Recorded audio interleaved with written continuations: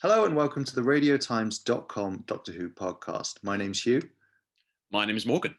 And this week we had a lot of ideas for what we were going to talk about. We thought we'd maybe be doing a bit of a post-match analysis on Revolution of the Daleks. Then we were like, oh, we'll obviously be talking about new companion, John Bishop, aka Dan.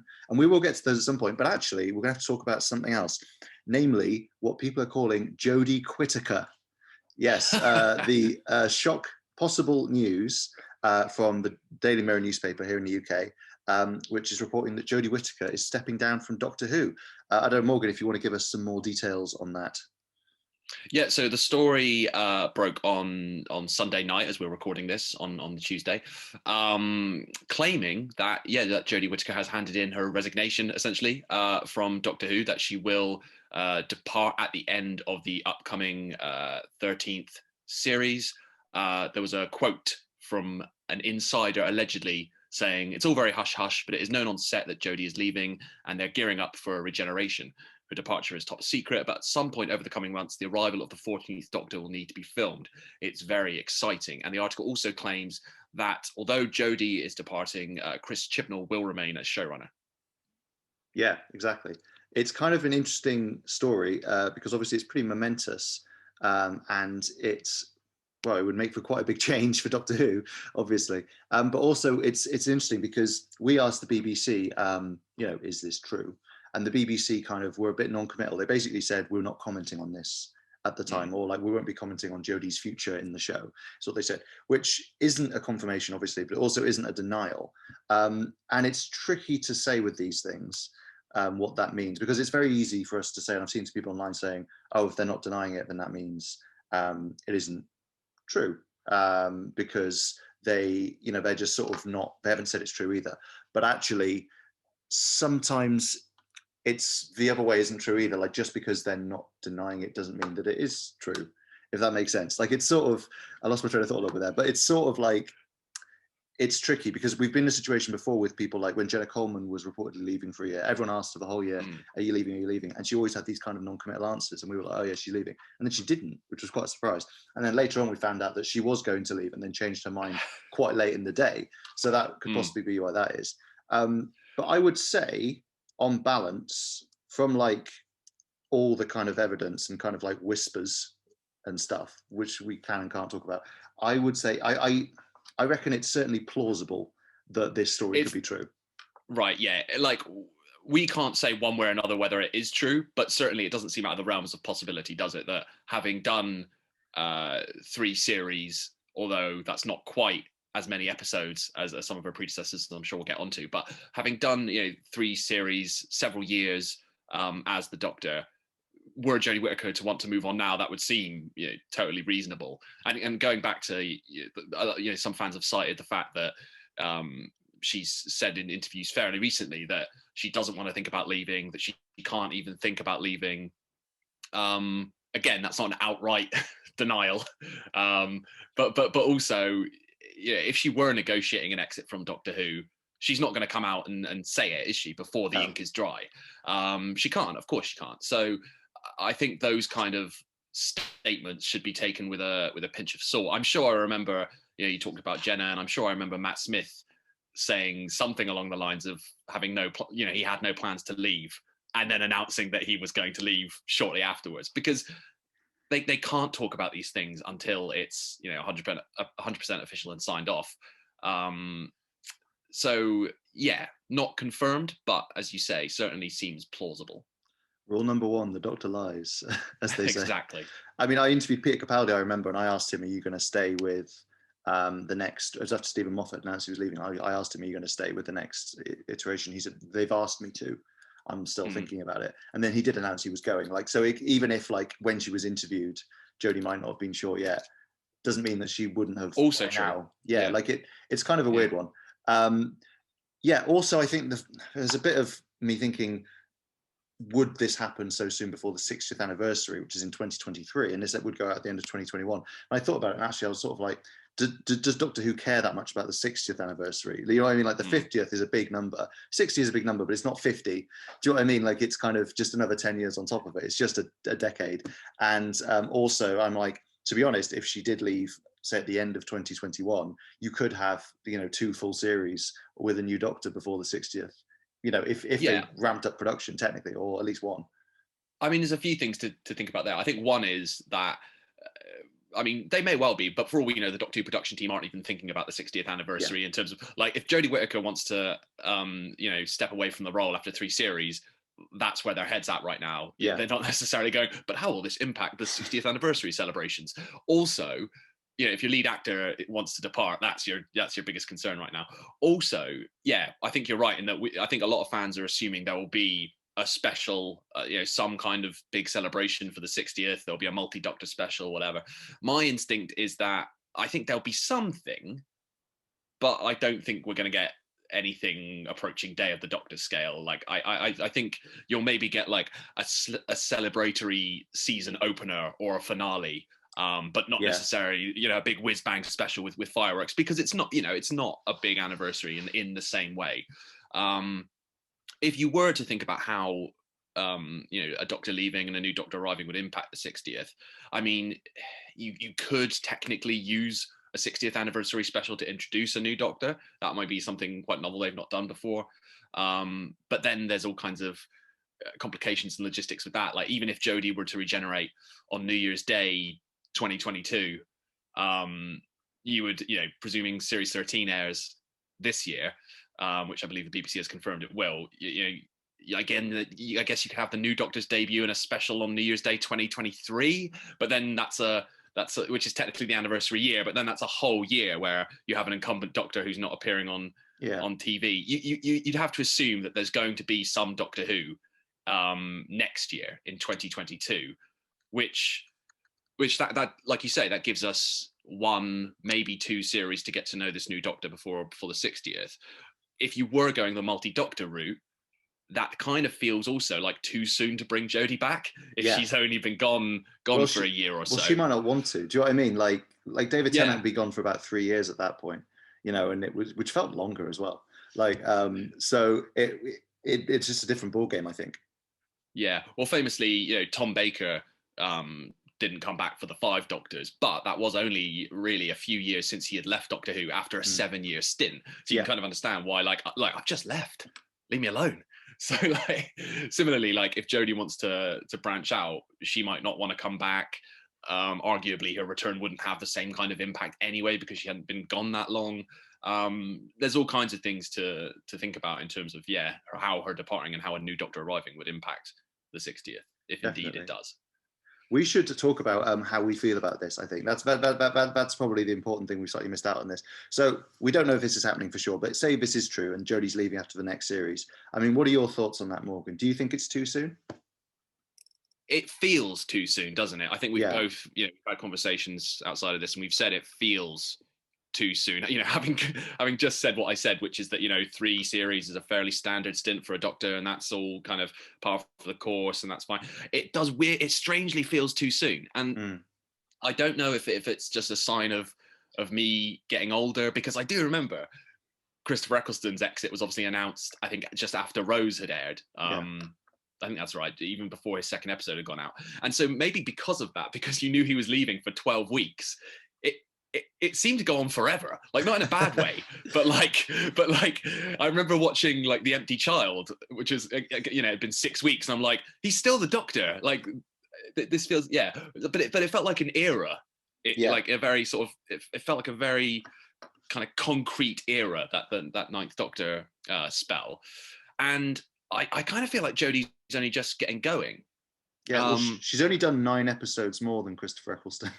That's a really good point, because the time span kind of suggests she's been around on screen for longer than she has, right? Because she's only done, she'll have done 30 episodes by the end of series 13. Yeah, so this is the thing that I kind of got a bit fixated on when people were talking about it. Someone pointed out, so if you look at, like you said, if you look at the kind of series thing, Matt Smith went from 2010 to 2013, did 3 series. Peter Capaldi went from 2013 to 2017, did 3 series. Grand, you look at that. But so you're like, Jodie will have done 3 series. She'll have done that many years as well, pretty much. That's looking pretty good. But actually, Jodie will have done 30 episodes. Peter Capaldi, in around the same time period, did 40. Matt Smith did 44, because both of them had longer seasons. Peter Capaldi had 3 12-episode seasons, so that got to 36 episodes, plus 4 specials. Whereas Jodie's done 2 10-episode series and 2 specials. One of the 10 episodes was sort of repurposed as a festive special. They've had 3 things on New Year's Day, but one of them wasn't a special. And then also this next series is going to be shorter because of coronavirus. So we've lost 3 episodes there. So she would have had 33, assuming that was still the plan for her to go, which was a bit closer. But still, it's not that long. Like, I think there's been longer gaps between series in this era as well. Obviously, Peter Capaldi had that 1 year off, but they had that in the Jodie Whittaker era as well, and had short series. And it kind of means that although she's been around as the Doctor for a while, for quite a long time, we haven't actually seen her. Well, for example, you said that thing of like you wouldn't want a year where the incumbent Doctor isn't on screen. We almost did, because she came, from Peter Capaldi on the 25th of December, and then we didn't see her again until early October the next year. So that was quite a long gap just to start off with. She's not actually been on screen that much, and I think as part of that, I mean, maybe this says more about like what she has or hasn't done, or her Doctor has or hasn't done during the series. But I'm still kind of like, I feel like I'm still waiting for that moment where I'm like, yeah, that's it. That's Jodie Whittaker's Doctor. Do you know what I mean? Like, there's definitely bits that are a bit like that. Like, I think she kind of had a few moments in this most recent episode, with the Daleks and stuff. It's a bit like that. But I also feel like I kind of am still waiting for that moment, which I'm sort of still convinced could happen. But it sort of feels like it hasn't come there. And then I'm like, are we really in for a series that is like building to an exit, which is what this will presumably be? Only 8 episodes, I assume, which is at least driving towards this Doctor's leaving. It feels like with the Timeless Child stuff, we've only just kind of started to, because the first series was so standalone, we've kind of only just started to get into her like mindset anyway. I saw someone comment on Twitter, which I thought was interesting, that previously they were so behind a Joe Martin return as the fugitive Doctor, as I know many fans are, as I know we are. But now they're actually thinking, well, if you've only got 8 episodes of Jodie left, I almost don't want her to have to share the screen for that time, because it's so little of her Doctor, which is an interesting point. And I think it feels particularly cruel as well, given that if this is to be her final series, that it has been cut short by COVID, even if it is only by a few episodes, for us to get already, these series, the last few series have been shorter. They've been 10 episodes rather than the sort of 13 or 12 we'd been used to with previous Doctors. But now for it to be reduced even further feels a bit like a smack in the face for fans of Jodie's Doctor. Obviously, like it cannot be helped, and it's the Doctor Who production team are doing exemplary work in getting it filmed at all. But especially with it being potentially her final series, it does seem like a cruel twist of fate, I think. Definitely. Like, it's one of those things where if Jodie wants to go, obviously it's not exactly unfair on Jodie, because she wants to leave. That's fine. But it does feel like you've kind of, it feels like we're kind of, I think it's an unfortunate side effect of the choice they made in that first series for it to be quite like standalone and not very archy, that it kind of feels like the Doctor's story only started in her second series, which there was quite a long gap between the first and second series, and now it's like, and now that's going to end. Do you know what I mean? Like, I feel like the last series kind of was doing good work. It kind of actually started to push up, and you're starting to feel, oh yeah, what this is, because when you look at Matt Smith's Doctor, you can kind of see the arc of what happened to him, and same with Peter Capaldi's Doctor and David Tennant's Doctor. They kind of had a personal story alongside all the like other stuff. And with Jodie Whittaker's Doctor, we're definitely getting that in quite a strong way, but I just feel like it feels like almost they're going to have to rush it to kind of conclude it. Like you said, suddenly I was like, oh, will Joe Martin come back in the next series? Who knows? Maybe it'll be the one after. Now I'm like, but if they don't bring her back, that's going to seem quite weird as well, though, because she will have only met Jodie Whittaker once. If she does come back, it's with, some other person. I get, well, like, yeah, but I guess you've kind of, you've got an equivalent to that, which is River Song, who only appeared once with the 10th Doctor, and then that's true. Because the showrunner, well, actually, that was a Russell T Davies episode, but you still had Stephen Moffat there, kind of overseeing the River arc. And similarly, if Chris Chibnall does stay on as showrunner, you could still bring back the fugitive Doctor with a future Doctor. It's a possibility. I think it's interesting. You were talking about, has Jodie had that she's had lots of what we would call big Doctor moments, I guess, like. I think there were some moments in, like you say, in Revolution of the Daleks. I think there's a great moment in towards the climax of Haunting of Villa Diodati, where she gives a sort of raging, quite angry speech, which I really enjoyed as well.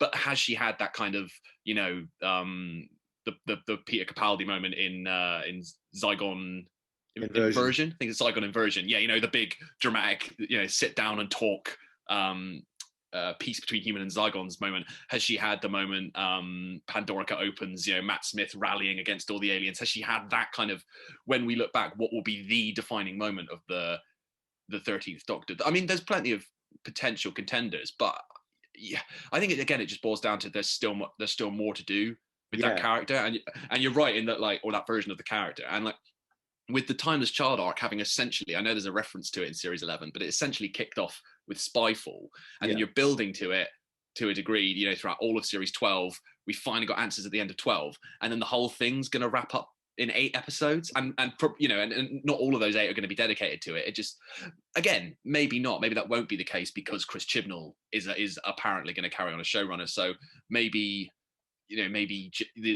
Jodie's departure doesn't mean that all these things, the Timeless Child arc, will be wrapped up within her era. Like, I think similarly, I was thinking, it's a shame that John Bishop's literally just arrived, or hasn't even arrived, and I'm already thinking about him leaving. Like, we'll only get 8 episodes of Dan, and then I'm like, well, maybe not, because if Chris Chibnall is staying, why couldn't he stay? That has happened before. We've had plenty of companions do that before. I know what you mean, though, because I remember when Pearl Mackie was starting, I was like, oh, this is a bit unfair. She's only going to get 12 episodes. God, what a leisurely run she had, 13 episodes in the end, because she was in Twice Upon a Time as well. 13 episodes. She had loads of time, and whereas Dan's going to be like, hello, bye.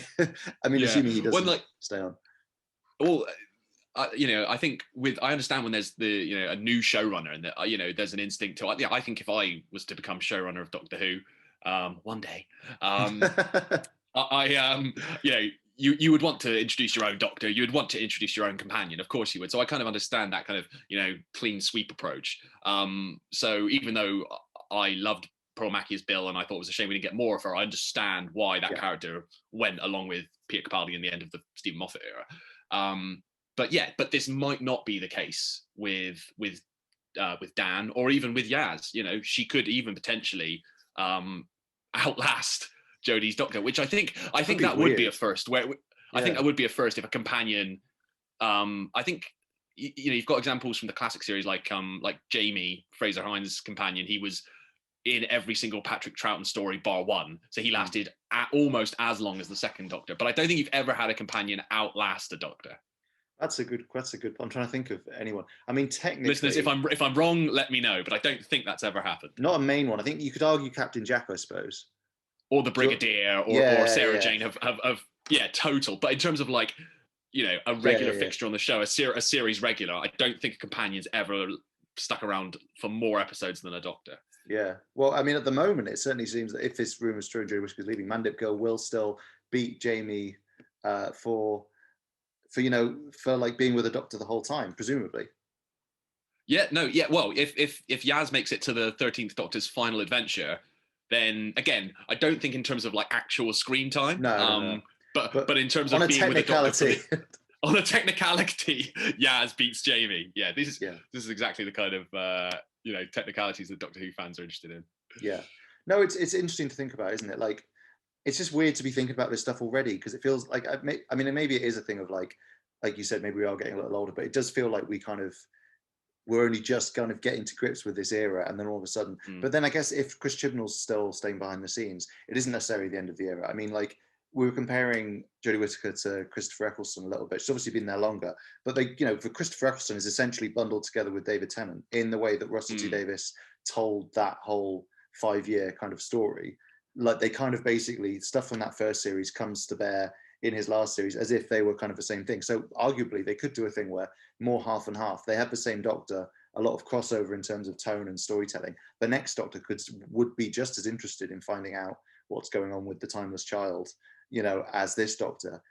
And they could carry on even if Jodie's not there. There's no reason that wouldn't work. It just feels a little weird at the moment. But I mean, we also should say we have more episodes with her. Obviously, we have at least 8.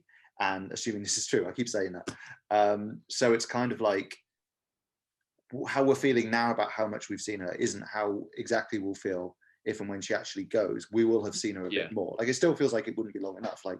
I think it would be fair in episode terms for her to have like at least gotten a bit closer to Peter Capaldi. Do you know what I mean? Like another series would have brought her up to about 40, which is about the same. Even just like a couple of slightly longer series, a couple more specials.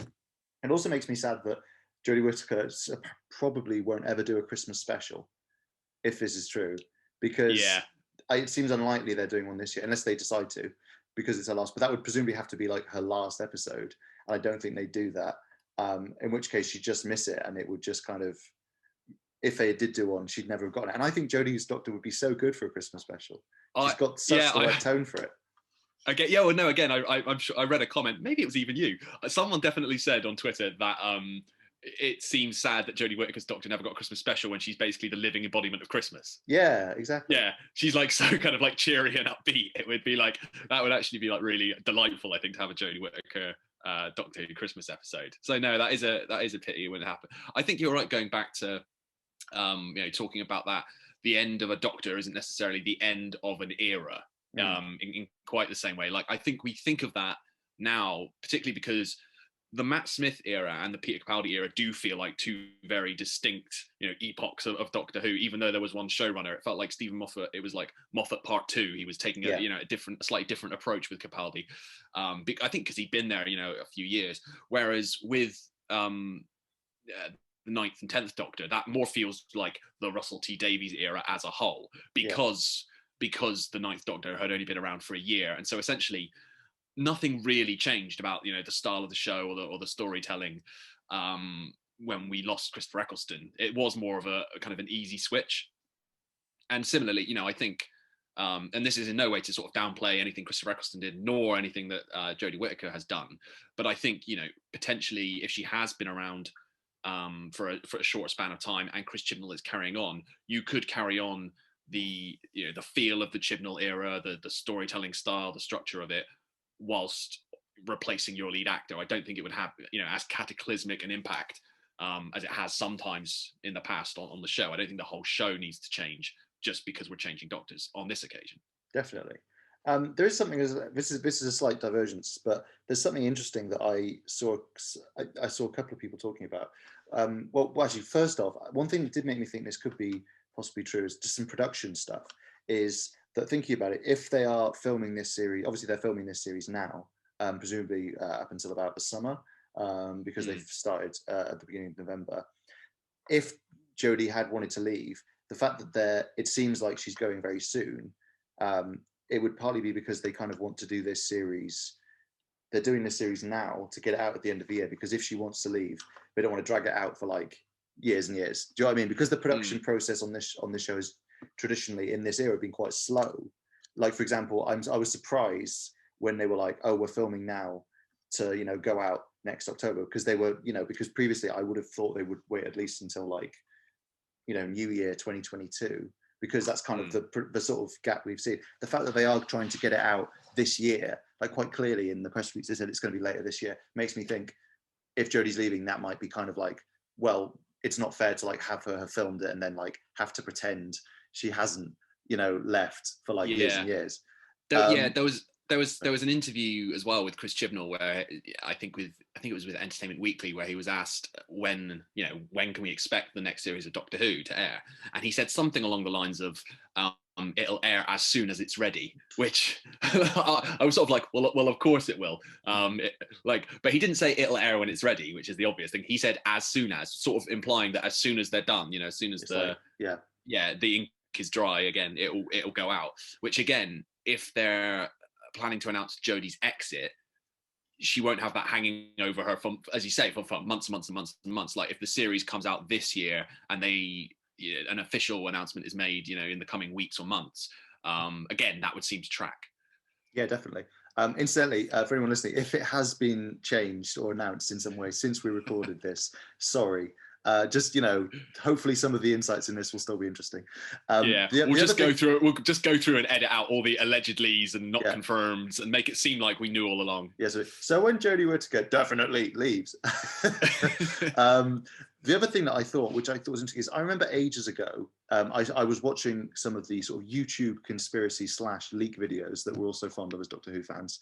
And someone was talking about Chris Chibnall. He'd heard a rumor about Chris Chibnall wanting to do a surprise regeneration. I've always thought that was quite an interesting thought, because I was like, oh yeah, that's a cool idea. Doctor Who, loads of fans always say, oh, wouldn't it be great if the Doctor's regenerated, you didn't know who it was going to be? And I've thought about it, and I was like, if Jodie Whittaker's leaving and they're doing it like this, technically you could probably keep it a surprise, because the main issue that you have, obviously there's leaks in general, but one of the big issues is that usually filming has started on the next Doctor's era before, you know, the regeneration ends. So obviously you're going to see Matt Smith running around in David Tennant's outfits. It's not a big surprise. Same with Jodie Whittaker, was already out filming in Peter Capaldi's outfit before Twice Upon a Time was released. And I'm like, well, if they film all of this series by August next year and then put it out, and they just have the new Doctor at the end, and they don't start filming that series until the next year, I'm like, technically you could do a surprise regeneration. I'm like, I could imagine Chris Chibnall wanting to do that, because it's very in keeping with like things like the Master reveal and the Joe Martin reveal. Like, he's actually done quite well at doing these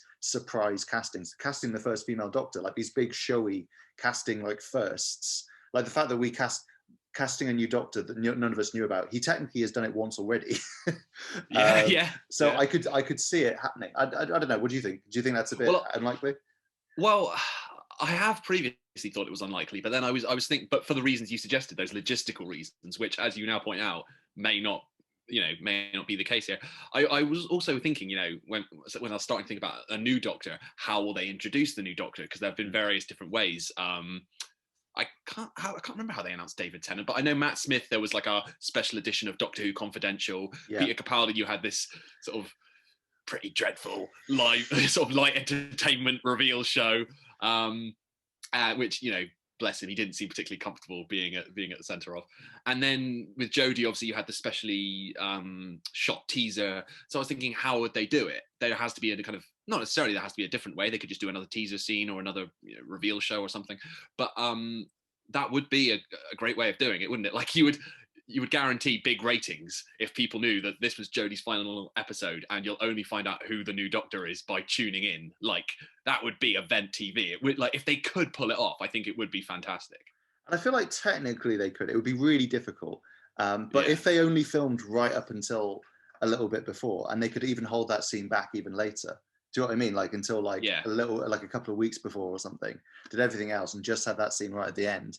I reckon they could possibly do it. We may talk about this in a future podcast, if and when we actually know Jodie Whittaker might be leaving. But I think it could be interesting. We should, on a similar note, we should talk a little bit. We'll probably, again, talk about this more in the future. And we don't want to seem like we're jumping in anyone's grave or loom or whatever. But obviously, a lot of people on Twitter have been talking about the next Doctor, who could be next? What kind of Doctor would we have? And I think it might be a little early to start sort of naming names. I think we're sort of, everyone's thinking about people. I think everyone has ideas. But I mean, the thing that I've been thinking about is, obviously Jodie Whittaker was the first female Doctor. Do you think that they would keep the Doctor as a woman? I think they have to, not in the sense of like, not out of any sort of misplaced sense of duty. Like, I think now you've had a female Doctor, you've firmly established, it was always kind of accepted, but you've now firmly established that the Doctor can be a woman, if that makes sense. Like, it was always talked about before, but now it's been done, and it's been done well as well. So like, and talking about who's it going to be, the names that are being thrown about, there were always names of female actors thrown into the mix, but I feel like I'm seeing a lot more now when people are speculating who the next one's going to be. It really does feel like a 50-50 divide, which is great. I love the fact that it could literally be anyone. But having said that, I feel like if you were to go back to a male Doctor, having just had the first female Doctor, it could be interpreted. I don't think it would be, but it could be interpreted as they've rolled it back, that a female Doctor didn't work, that it was in some way a failure, and that they've kind of gone back to type. And so I think ultimately, I do think you should just cast whoever's best for the role. But I do think if we do go back to a male Doctor, it could be misconstrued. Yeah. So I would rather we had another female Doctor. And in future, I hope we just get past the point where we have to have the conversation, and I hope eventually it can be a man or a woman or someone non-binary or someone of any race. I hope that eventually it really does open it up in that way. But I think for now, you kind of need to have at least one more female Doctor. The next one needs to be female in order to silence the critics, I guess, which you shouldn't play to them. But I think you know what I mean. I know exactly what you mean. I think it would seem like almost like even if it wasn't really intended that way, it would almost feel like a step backward. Do you know what I mean? You would sort of be back to what had been done already. Like part of the interesting thing about it was that it kind of rebooted the show at a stroke. And obviously, like you say, it should just be the best person for the role, which I think Jodie is and was. But there's no reason the best person for the role can't be anyone of any color, creed, gender. I mean, one thing I did think about was with obviously they had the first female master first. With Michelle Gomez as Missy, and then they went back to the Masters played by a male actor. But Sacha Dhawan is the first actor of color to play the Master, so it kind of felt like that was still kind of breaking new ground. And it's weird because I think a lot of people will shout, "Oh, this is just tokenism or whatever," but I don't think it is. I think the point of it is this is just something that hasn't been done before. You're not doing it for the sake of it. It's like, well, there's no reason it hasn't been done before. We might as well do it now. We should probably have done it 10, 20 years ago, but the second best time is now. So I feel like possibly you could have a male actor if they weren't just another essentially just another white guy. Like I know maybe that's a bit of an offensive thing to say, but I think that's kind of the route you've got to think the BBC's thinking about as well. They've got to think, what are we going to be doing that's sort of forward thinking, that's sort of pushing Doctor Who into the future. And also, like, if you do have a show where your lead character can look any way, why is he always a white guy with crazy hair, somewhere between his late 20s to sort of, late 40s? Like, that's limiting in and of itself. Why not, cast the net wide? Definitely. Yeah. I mean, I think, and as well, anyone who would be thinking, the Doctor was a woman, though, why couldn't, he be a man again? It's like, well, the Doctor was a man 12 times first, so she could be a woman for a while yet, like. Yeah, well, right, exactly. If we have like 11 more female Doctors, we'll have evened the score. Like, it won't even be like, skewed one way or another. So exactly, that's another reason why I think we need, at least the next Doctor should be female, and then maybe you go male again, then maybe you go female again, or another man. At that point, I think it stops being important. Yeah, I think it will become much less of a thing as well. If there's another female Doctor, it won't be like Jodie Whittaker, the first female Doctor. It's suddenly like, oh yeah, that's the role that sometimes a man plays and sometimes a woman plays. Do you know what I mean? Like, it just wouldn't be as much of a thing. It kind of that barrier is broken, and then we can kind of all just shut up about it. Yeah, well, exactly. And Jodie has talked herself saying, I'm not playing the character as female. I'm not playing the female Doctor. I'm playing the Doctor. So I really think that would help solidify that if she wasn't. I mean, obviously we have Jo Martin, but in terms of someone who is leading the show, if you have another female lead for Doctor Who, it kind of almost takes the pressure off Jodie Whittaker a little bit to be, it almost seems it's not the case, but it seems like she sort of has to represent her gender in some way and then like prove that a female Doctor can work. She has done that, but I don't think she had to do that, if you know what I mean. Like, so yeah, I just think it's the right thing to do going forward. I think it's a sensible thing to do. I think it's what Chris Chibnall will do. I think he's very keen on kind of pushing inclusivity, and the fact that he's cast not just the first female Doctor in Jodie, but also the first Black Doctor in Jo Martin. I'd be very surprised if he went back to the type that we've come to expect from previous Doctors. Maybe in the big twist, Jo Martin will actually be the next Doctor, and we've all just been a lot of people campaigning for it, despite what we almost certainly know Jo Martin's Doctor to be in terms of her being pre-Hartnell. A lot of people are saying, "Hey, let's make her the next Doctor," which I think is a huge compliment to her, that people want to see. Again, they do want to see more of her. Maybe in a big twist, Jodie Whittaker's Doctor gets put back in space jail, and the next series we just follow the Jo Martin Doctor in her adventures, and then it's like, so Jodie can still come back, but she gets to have a year off, and that's actually what the whole story is. If that is true, then please give me credit or send me money or something. I don't think that they just take it in turns from now on. That's just have a week on, week off. Jodie series, then a Jo series, just so everyone has a nice long holiday in between series. I mean, I'd watch it. I think that would be great. You never know whether you were coming or going. It's sort of it's a big topic, this. So we've come at it from a few different angles today. I think we'll obviously be talking about this more in future weeks. We probably will talk about potential replacements at some point when we've had a bit more time.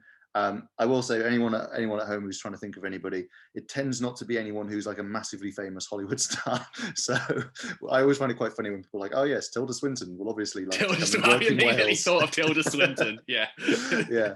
Although now definitely Tilda Swinton will be the next Doctor, and we can air this to our blushes. But yeah, I mean, please, we always ask for your comments, but it would actually be great if anyone commenting on this on social media or on YouTube or whatever did want to sort of say who they thought could be a good next Doctor and what they were thinking about Jodie in general. Your guess is as good as ours at the moment, as good as anybody's probably, but beyond someone like Chris Chibnall. So yeah, please let us know.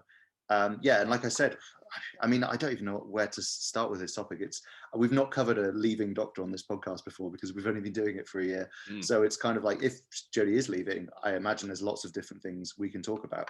For example, we're going to do a podcast, assuming there's not any more breaking news, next week about season 13. And so we might talk a little bit about it then and how we could see it affecting the storyline. And I'm sure we will, talk about regeneration and stuff going forward. For now, though, I think we've talked enough about poor Jodie Whittaker. So we should probably give it a rest. Thank you so much for listening. Like I said, leave a comment below if you've got any thoughts on what we've said, any potential Doctors you'd like to see, any actors you think would fit the role, and whether you're sad Jodie's going, whether you're excited about a new Doctor, if there is one, and what you think about what's coming up for Doctor Who in general. We'll see you next time. Until then, I've been Hugh. I've been Morgan. And this has been us doing our secret final recording because we're also leaving. No, we're not really. Allegedly. This is one of those rumors that isn't true. We'll be back next week. Goodbye.